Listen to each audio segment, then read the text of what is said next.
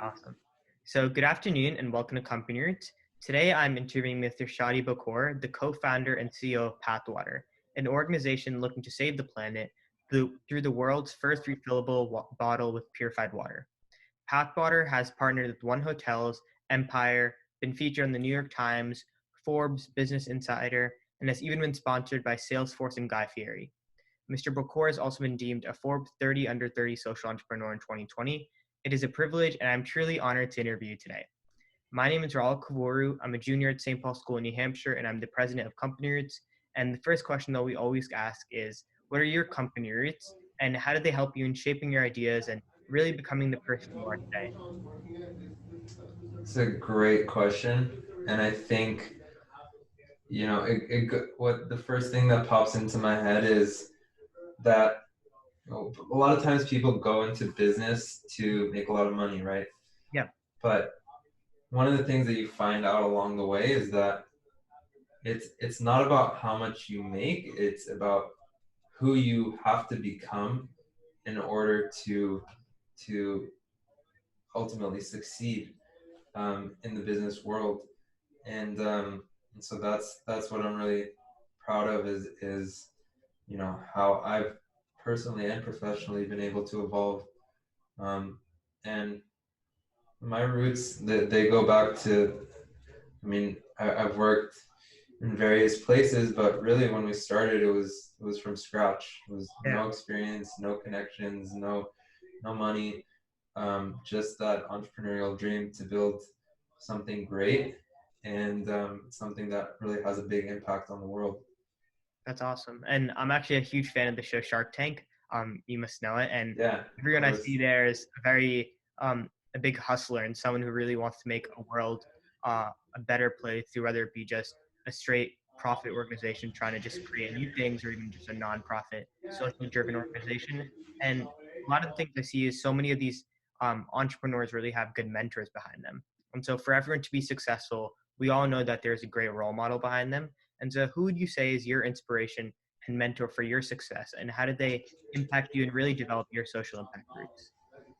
Yeah, this is a really important question because me going into business at a very young age with no knowledge of the space, like that was my mindset was like Yeah. go and talk to people that have done it before, right? Um, and so what I found is that the truth is, a lot of people talk about mentors, and it's a very commonly used term. Mhm.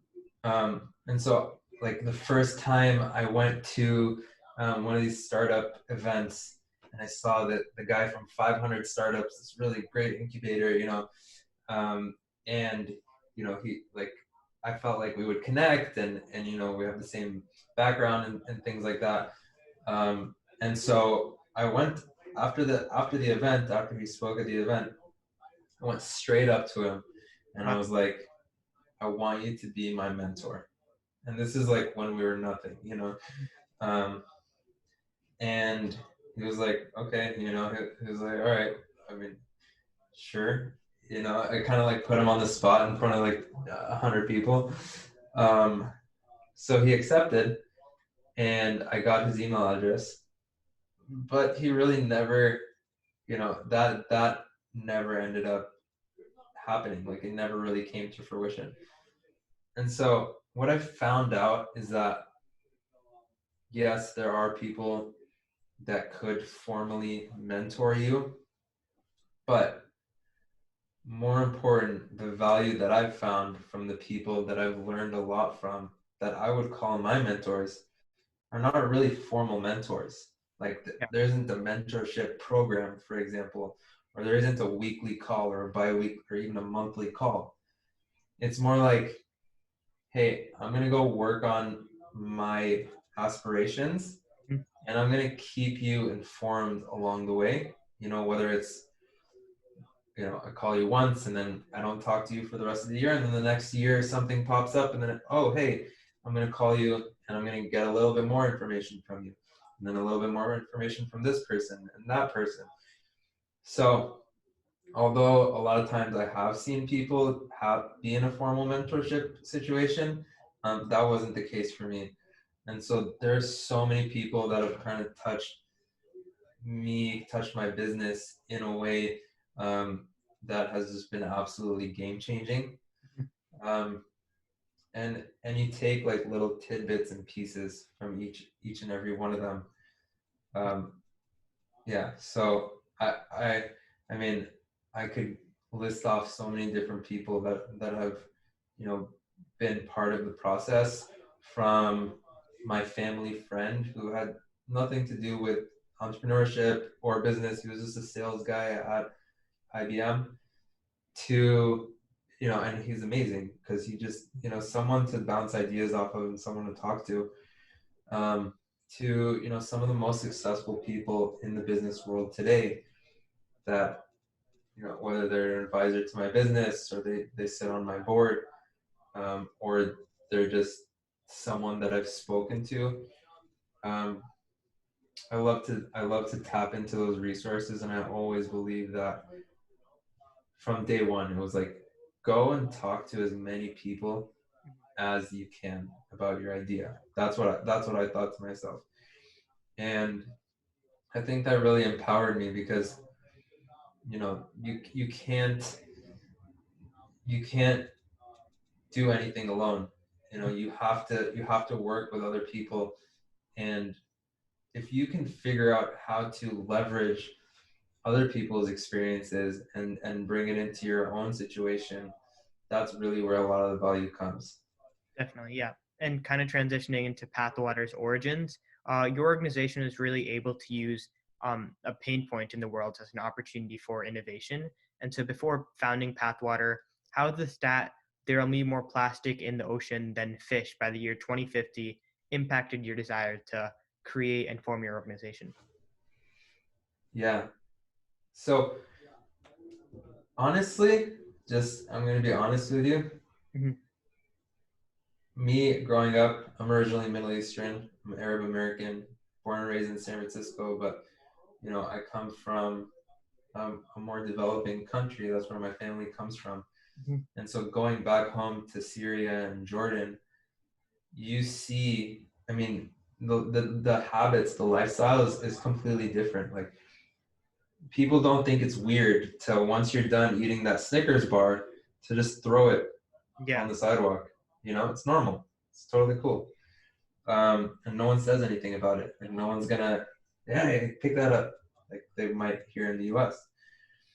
Um, so I mean, that's kind of the world that I started in. Being around that type of cultural background, and going from there to, obviously being born and raised in the US, you still have a lot of information about sustainability. It's still a topic, and it's becoming more and more of a topic every single day. And so I knew, going into this business, that we had to do something about plastic. Right? I knew that plastic was bad, yeah, right? But what does bad mean? Bad for the environment, bad for your health. Okay, great. I mean, I knew that. You know that. Everybody knows that plastic is not great, especially when it comes to a consumable beverage. But to what extent? How much? How bad is it?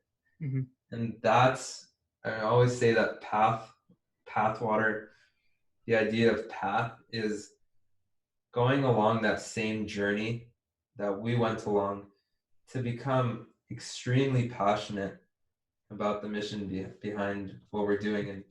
And I credit it to my business, honestly, because it's been eye-opening. I mean, people think, for example, that you said yourself, by 2050 there will be more plastic in the ocean than fish. That's the World Economic Forum, made that claim, right? But people don't realize that on average in the United States, the average citizen eats about 2 credit cards worth of plastic every month.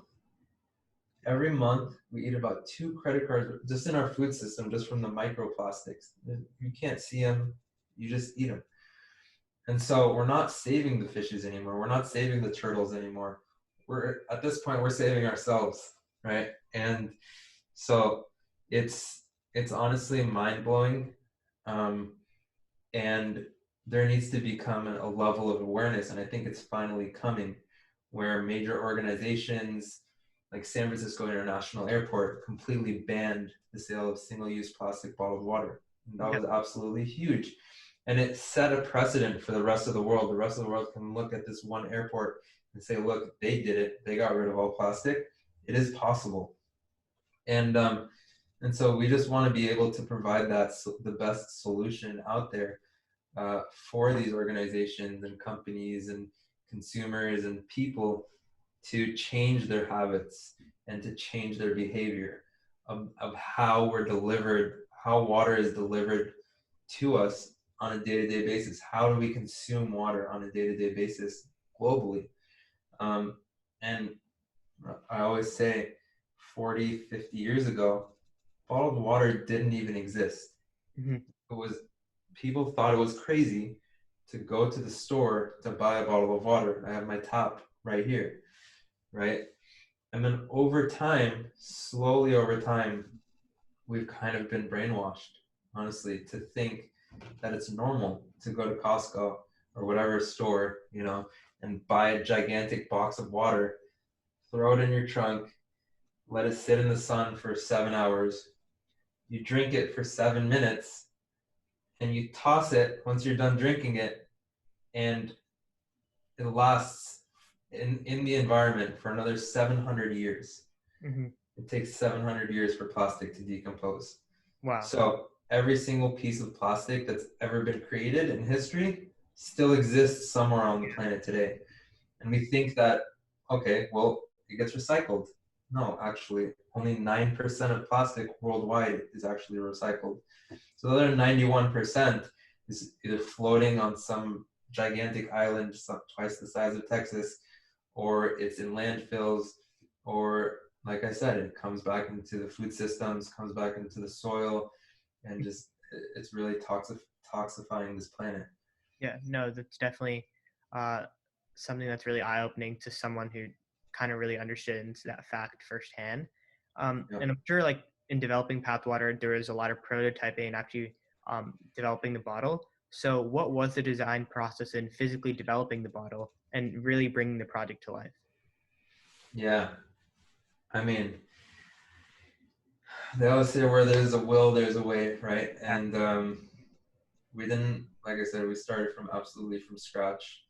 We were able to, after kissing a lot of butts, convince a couple of guys that they also watched way too much Shark Tank. So at some point in the conversation, he was like, I could either use this money to, some rich guys in a completely different industry. Hmm. He said, I could either use this money to invest in you, or I could go buy a toy. But if I go buy a toy, I know that I'm actually going to enjoy it. With you guys, I'm not so sure.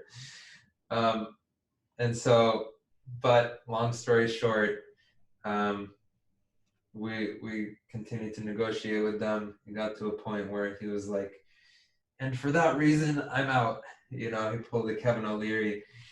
But long story short, we ended up convincing them to invest, and they're very happy that they did. Um, and then we took that money and we started figuring out, okay, we have a very limited amount of resources. It wasn't a crazy amount of money. It was just enough for us to do a minimum order run of production of bottles. And so we're like, okay, we got to design the brand now. How are we going to do that? So honestly, we went on Google and we started looking up all these designing and branding agencies, and just one by one, just call. And after going through maybe 50 of them, we were down to two. One was really expensive, one was really cheap. The really expensive one, like we would have had to make a deal with them or something. So we ended up going with the really cheap one. And we got the design done, produced the bottles. out of the bottle manufacturer, and we sent them to a filler, to actually fill the water into the bottles. And that was just a whole nother story of, basically pulling teeth to get actually the quality of water that we wanted and needed. Mm-hmm. But long story short, we've gone through about 7 different iterations of our product up to this point.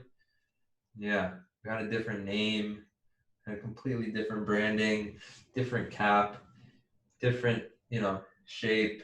Mm-hmm. And the beauty of having a startup is that you can very quickly, if you have an open mind, collect consumer feedback and adjust and adjust and tweak Yeah. until you kind of refine it into something really great.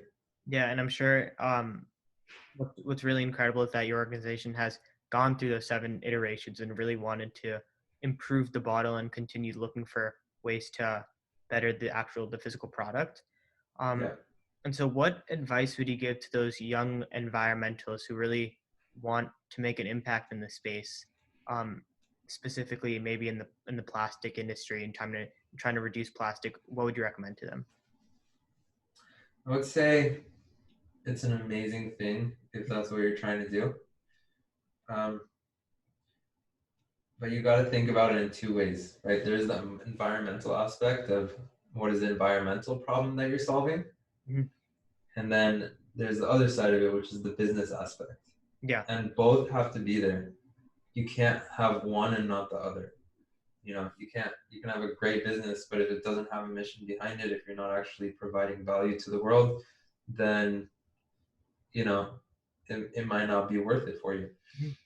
And on the other hand, if you're super about the environment and you want to save the planet and all this stuff, but you don't have the business mindset and side of things, then you're going to be spinning your wheels. Yeah, definitely. So, so I guess the one takeaway I would give is, find a way to be environmental, find a way to make a change, Hmm. but don't go so far away that it becomes um, a bad business Hmm. that just doesn't make sense. That's going to, require a lot of kind of major changes. Like what we say Pathwater is a very easy transition away from plastic because it's almost the same price, pretty much the same price. And it's on the shelf in the store, so you don't have to carry a reusable bottle with you everywhere you go. Hmm. It's just um, it makes it a no-brainer essentially Yeah. to go and pick up that product.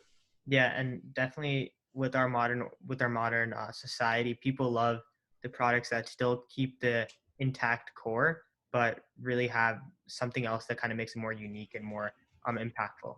And so, Yeah. on that note, you were named as a Forbes 30 under 30 social entrepreneur in 2020. And so, how important do you feel it is for an organization to be social impact driven, either fully or partly? I think it's super important. I think you have to be this day and age. You can't. You really. I mean, for the most part. I mean, when you say social impact, there are so many ways that you can make a positive impact. Yeah. You don't have to be saving the fishies and saving the turtles. Like you can be giving back to your community. You can be, um, educating people how to become financially free. I Mhm. mean, as long as you're doing something to make the lives of other people better and to make the lives of or make the world a better place, um, that's to me what social impact really means. It goes way beyond just environmentalism, although that's a big part of our business. Mhm. We're always looking for ways. For example, we are doing a partnership right now with the Muscular Dystrophy Association, the Wow. MDA. It's we worked with Make a Wish Foundation. We worked with a lot of different organizations that don't necessarily have to do with plastic saving the planet, but they are doing something good for others, and I think that's really what it comes down to. Yeah, definitely. And right now, Pathwater has done so many more accomplished things since its inception, and has been featured by the New York Times, Forbes, Business Insider, BevNet, and many other established publications. And so, what do you believe is the biggest thing these newspapers and magazines love about Pathwater? Well, you got to have a good story, Hmm. and you got to have a good publicist. You got to, make that initial connection. You Yeah. know, if you have a great story, but nobody can find you, then that connection won't be there. Mhm. So it's a few different things that you have to put into place. Um, but I think just being real, being authentic, that's what it comes down to. And there are companies with gigantic budgets that will pay for this type of publicity. So you have to also know what you're up against.